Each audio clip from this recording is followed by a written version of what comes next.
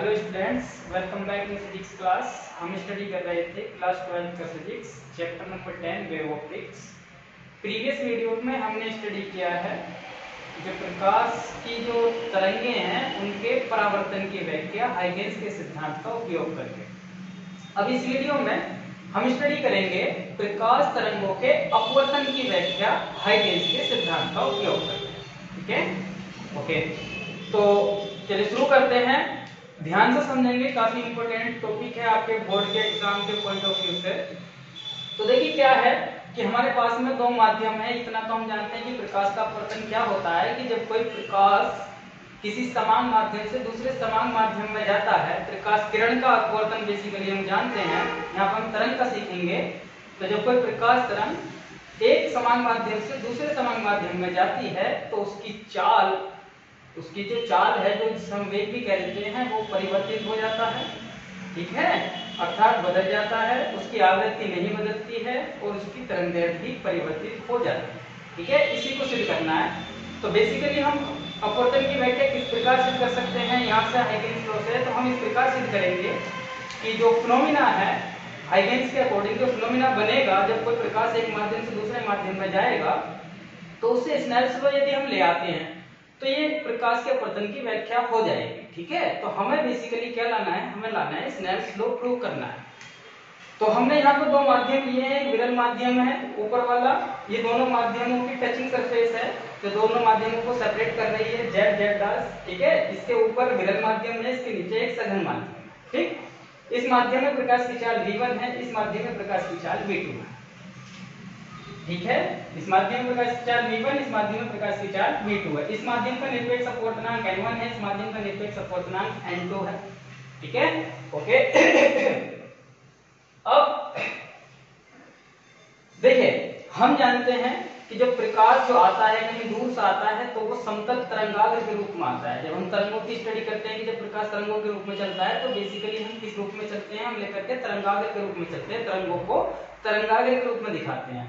तो हमने क्या कहा है कि एक समतल तरंगाग्र दूर से कहीं से आ रहा है, इस प्रकार से आएगा समतल तरंगाग्र, और तरंगाग्र के लंबवत जो होते हैं वो क्या होती हैं, प्रकाश की किरणें। तो हमने दो प्रकाश की किरणें ली, ये एक यहाँ से जा रही है और एक यहाँ से जा रही है। ठीक है, अर्थात समतल तरंगाग्र ऐसा आ रहा है, उसके लंबवत दो प्रकाश की किरणें ये ली। अगर किरणों से भी आप देखना चाहते हैं बेसिकली तो किरणों से भी देख सकते हैं, और तरंगाग्र से देखना चाहते हैं तो तरंगाग्र से देखेंगे। ये समतल तरंगाग्र आया तो ये तिरछा आकर आपतित हो रहा है, तो इसका ये वाला जो पॉइंट है तरंगाग्र का वो सरफेस से आकर टच हो गया, दूसरा वाला पॉइंट यहाँ पे है। ठीक है, ओके। अब देखिए ये वाला पॉइंट वायु में चल रहा है। ठीक है, तो ये वाला पॉइंट यहाँ से यहाँ तक आएगा, और क्योंकि यहाँ पे बहुत सारे इस समतल तरंगाग्र के ऊपर बहुत सारे बिंदु हैं जो तरंगे उत्पन्न कर रहे होंगे। ठीक है, अब जैसे ये वाला पॉइंट यहाँ से यहाँ तक आने में हम मान लें कि ये t समय लेता है, कुछ समय होगा, 5 सेकंड 10 सेकंड समय ले रहा है। सपोज करो ये 10 सेकंड समय ले रहा है, तो यहाँ पर पार्टिकल है वो यहाँ तक a डैश तक आने में। ठीक, और उसी टाइम पर जहां से 10 सेकंड ले रहा है उसी टाइम पर जो यहाँ वाला पार्टिकल है वो a पर आ चुका है। ठीक है, अब अगर ये 10 सेकंड में यहाँ से यहाँ तक आ जाता है, कोई पार्टिकल जो पॉइंट बी पर है वो कहां तक चला जाता है, a डैश तक चला जाता है। कितने सेकंड में, 10 सेकंड में चला जाता है। तो यहाँ वाला पार्टिकल जो है हाइगेंस के सिद्धांत के अनुसार ये वाला पार्टिकल द्वितीयक तरंगिका है, क्योंकि ये वाला क्या सभी द्वितीयक तरंगिकाओं के रूप में आगे बढ़ते हैं। तो हम इस वाले की बात कर रहे हैं। जिस टाइम पर ये यहाँ से आगे को चलना शुरू करेगा, ये द्वितीयक तरंगिका है, ये भी द्वितीयक तरंगिका के रूप में आगे बढ़ेगा, ये भी द्वितीयक तरंगिका के रूप में आगे बढ़ेगा। तो ये तो उसी माध्यम में चलेगा, आगे को उसी माध्यम में चलेगा, क्योंकि वही माध्यम है जहां पर ये पहले से चला आ रहा है, तो इसकी चाल पर कोई इफेक्ट नहीं पड़ेगा। लेकिन जो यहाँ वाला पार्टिकल है जब वो द्वितीयक तरंगिका उत्पन्न करेगा, तो वो द्वितीयक तरंगिका जो यहाँ से निकलेगी हाइगेंस के सिद्धांत के अनुसार, अब उनकी चाल वो नहीं रहेगी जो पहले थी। अब उनकी चाल यहाँ वाले से, इस वाले पॉइंट से निकलने वाले द्वितीयक तरंगिकाएं हैं, उनकी चाल इस वाले माध्यम वाली चाल हो जाएगी, इस माध्यम में प्रकाश की चाल। ठीक है, अब ये सघन माध्यम है, ये विरल माध्यम है, तो ये वाली चाल ज्यादा होगी, ये वाली चाल कम होगी। अर्थात अगर पार्टिकल B से a डैश तक आने में कोई t समय ले रहा है, तो ये वाला जो डिस्टेंस चली जाएगी t समय में, और उतने ही t समय में यहाँ वाला पार्टिकल जो द्वितीयक तरंगिकाएं निकलेंगी, जो डिस्टेंस चलेंगी, ये वाली इससे हमेशा कम ही आएगी। कैसी आएगी, कम। क्यों आएगी, क्योंकि यहाँ पर चाल कम हो गई ना। तो जब चाल कम हो गई तो ये डिस्टेंस भी कम चलेगा जब टाइम इक्वल है। ठीक है, तो ये वाला जो आया है हमारा जो ए बी तरंगाग्र है समतल, इसको बोलते हैं आपतित समतल तरंगाग्र, ठीक है। तो t समय में जो पार्टिकल यहाँ है वो यहाँ तक आया और यहाँ से जो द्वितीयक तरंगिकाएं निकली थी वो वाला t समय में कहाँ तक आया, वो यहाँ तक आई, क्योंकि कम लेंथ है इसकी इससे, ठीक है। हमने ये कैसे निकाला, अब जब ये पार्टिकल यहाँ पर आया तो V2T का दूरी भर करके एक गोलीय चाप लगाएंगे, ये लगा दी हमने गोलीय चाप, और इस गोलीय चाप पर स्पर्श रेखा खींचेंगे बिंदु A डैश से, तो ये वाली जो ये वाला जो यहाँ पर लाइन आएगी जो स्पर्श रेखा होगी, अकॉर्डिंग टू हाइगेंस के प्रिंसिपल, यही हमारा क्या कहलाएगा, अपवर्तित समतल तरंगाग्र, ठीक है। ये क्या कहलाएगा, हमारा अपवर्तित समतल तरंगाग्र। अब इसका देखिए यहाँ पर जो है ये अकेला, ये हमने एक पॉइंट ए वाला ले लिया, एक पॉइंट बी वाला ले लिया, ऐसा नहीं कि बीच में भी पॉइंट होंगे, इसके बाद ये यहाँ पर आया होगा, फिर ये द्वितीयक तरंगी क्या बनाएगा, फिर ये आया होगा, फिर यहाँ वाला पार्टिकल आया, फिर यहाँ वाला, फिर यहाँ वाला, फिर यहाँ वाला। तो बहरहाल जो ये वाला पार्टिकल है टी समय में वो तो यहीं तक आ पहुंचा है, और जो बाकी वाले पार्टिकल हैं वो थोड़ा थोड़ा सेकंड माध्यम में भी अपनी द्वितीयक तरंगिकाएं भेज देते हैं। तो इस तरह से हमें क्या प्राप्त होता जाता है, अपवर्तित समतल तरंगाग्र। क्लियर हो गया किस तरह से डायग्राम बना है, ठीक है। अब देखिए अब हमको स्नेल्स लॉ लाना है, तो अब हम इनका ट्रायंगल देख लेते हैं। चलिए पहले ये पॉइंट बना लेते हैं। देखिए ये टी समय में बिंदु बी से ए तक जाने में कण टी समय लेता है। कितना समय लेता है बेटा, टी समय लेता है। तब चाल बराबर क्या होती है, चाल बराबर होती है दूरी बटे समय, ठीक है। चाल कितनी है इस माध्यम में, क्योंकि ये तो इसी माध्यम में चल रहा है भैया, तो चाल कितनी है मेरी v1, दूरी b से a डैश या a डैश b, समय कितना लिया t, तो a dash b is equal to a dash b is equal to हो जाएगा v1t। आ गया, यहां से यहां तक की वैल्यू कितनी आ गई दूरी की, a dash b is equal to आ गया v1t। ओके, अब t ही समय में जो पार्टिकल यहां से द्वितीयक तरंगिका बना रहा था वो यहां तक आया, ठीक है। तो t समय में कहां तक आया, यहां तक। इसी प्रकार जो ये वाली डिस्टेंस होगी a b डैश वो हो जाएगी v2 into t, ठीक है। क्यों, क्योंकि ये दूसरे माध्यम में चला है और वहां पर प्रकाश की चाल कितनी है, v2 है, इससे अलग है, बेसिकली इससे कम है, क्योंकि ये सघन माध्यम है और ये विरल माध्यम। तो ये वाली कितना आ गया, इसी प्रकार a b dash equal to क्या आ गया, v2t। तो हमने क्या डिस्टेंस रख ली, ये वाली डिस्टेंस को हमने निकाल के रख लिया है, और ये वाली डिस्टेंस को हमने निकाल के रख लिया है, क्योंकि इसका यूज आगे होगा जब हम आगे त्रिभुज देखेंगे। तो अब हम त्रिभुज लगा लेते हैं। देखिए एक त्रिभुज तो बन रहा है मेरा ए बी ए डैश बन रहा है, आई एंगल के लिए, आर के लिए ये वाला ले लूंगा, काम खत्म हो जाएगा, ठीक है। अब जरा देखते हैं समकोण त्रिभुज, समकोण त्रिभुज कौन सा है, समकोण त्रिभुज ए बी ए डैश है, ए बी ए डैश, चलो जी ए बी ए डैश, समकोण त्रिभुज ए बी ए डैश में, ए बी ए डैश में अगर मैं क्या ले लूं, साइन लगा दो, साइन थीटा बराबर होता है लंब बटे कर्ण, क्या होता है, लंब बटे कर्ण। अब देखिए लंब क्या हो जाएगा मेरा, लंब तो हो जाएगा ये वाला, ठीक, सॉरी 90 के सामने कर्ण तो हो जाएगा मेरा ये वाला, कर्ण कौन सा हो जाएगा, ये वाला, और एंगल के सामने ये हो जाएगा लंब, ठीक है। तो sine I is equal to हो जाएगा ए डैश बी ओवर कर्ण क्या हो जाएगा मेरा ए डैश, इक्वेशन नंबर 3। कोई दिक्कत, ठीक है। अगर आपको त्रिभुज नहीं दिख रहा है तो एक बार यहाँ पर ऐसा बना लेते हैं त्रिभुज को, ये है दिस इज एंगल 90 के सामने होता है कर्ण, ये मेरा आई है, आई जिस एंगल के लिए अनुपात निकालते हैं उसके सामने होता है लंब, ये बना मेरा आर, ठीक है। तो इस वाले में लगाए हैं, पॉइंट भी रख लेते हैं। ये क्या है पॉइंट मेरा, ए पॉइंट है, ये पॉइंट क्या है मेरा, बी पॉइंट है, और ये पॉइंट क्या है मेरा ए डैश। आई थिंक आपको क्लियर हुआ होगा कि कैसा आया ए डैश बी ओवर ए डैश, ठीक है। ओके, अब मैं इसको जरा इरेज कर लूं, स्पेस कम रह जाता है, तो इरेज किसा हटा लेते हैं यहां से, इनकी हमें रिक्वायरमेंट होगी,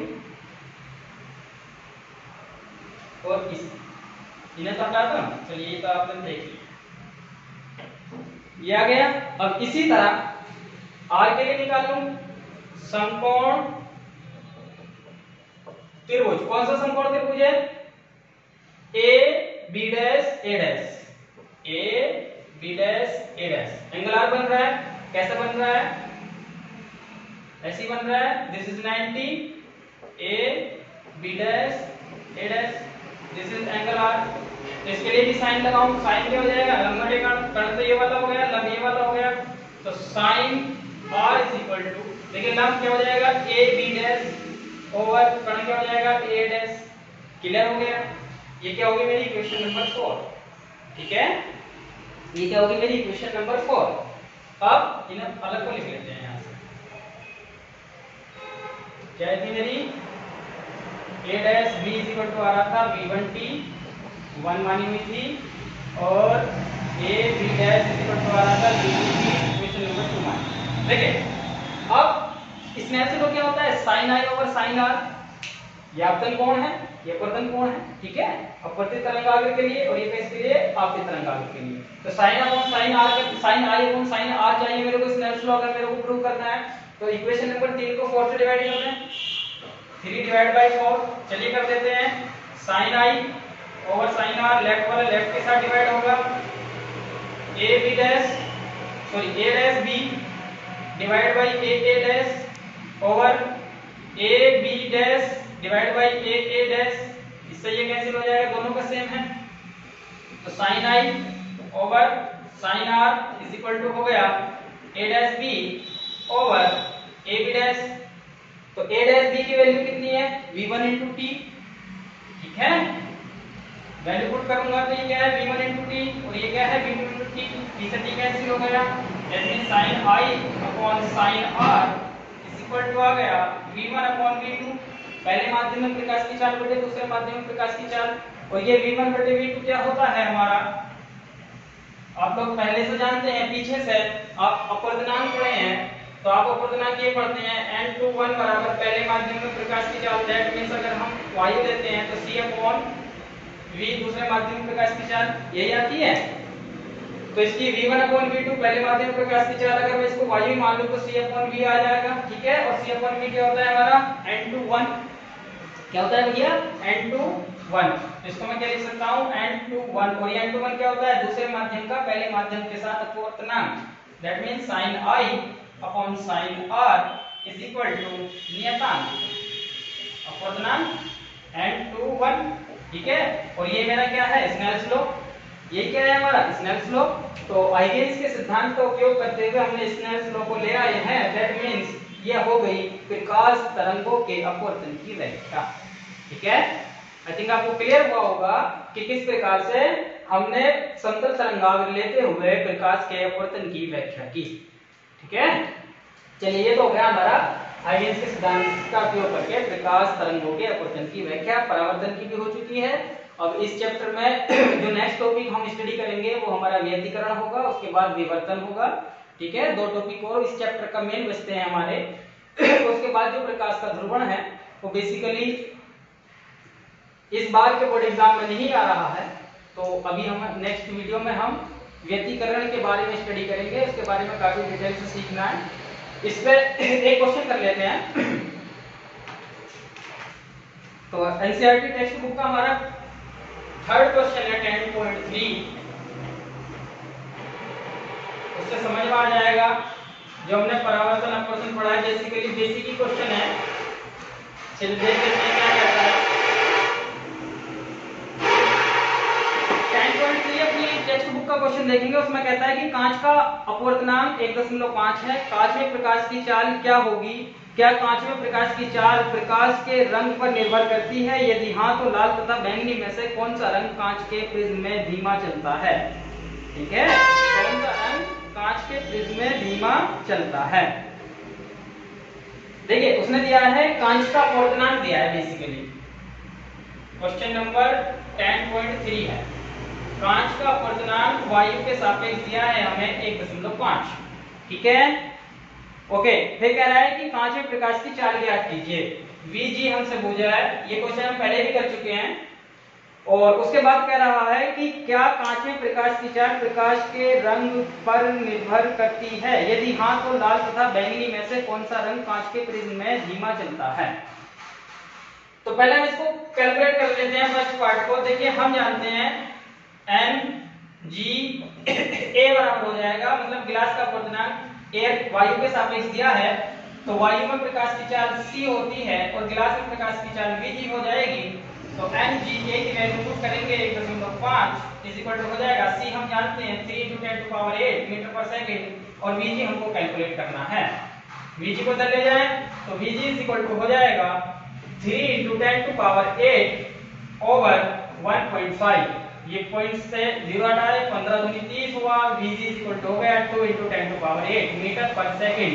दैट मीन जो चार्ज 3 × 10⁸ मीटर पर सेकंड प्रकाश की वायु में थी, कांच के अंदर कितनी आई 2 × 10⁸ मीटर पर सेकंड आ गई। ठीक है, तो चार्ज तो चेंज हो गई। तो ये तो हमसे पहला चाल निकलवा रहा है। दूसरा कह रहा है कि क्या प्रकाश की चाल रंगों पर निर्भर करती है, तो हाँ बिल्कुल, प्रकाश की जो चाल होती है वो अलग अलग रंग की दूसरे माध्यम में अलग अलग होती है। क्यों? क्योंकि जब प्रकाश वायु में चलता है तो उन सभी की चाल कैसी होती है, एक समान होती है, लेकिन जब प्रकाश किसी दूसरे माध्यम में जाता है तो अपवर्तन के टाइम पर जो उनके रंगों के आधार पर प्रकाश की चाल ज्यादा कम ज्यादा हो जाती है।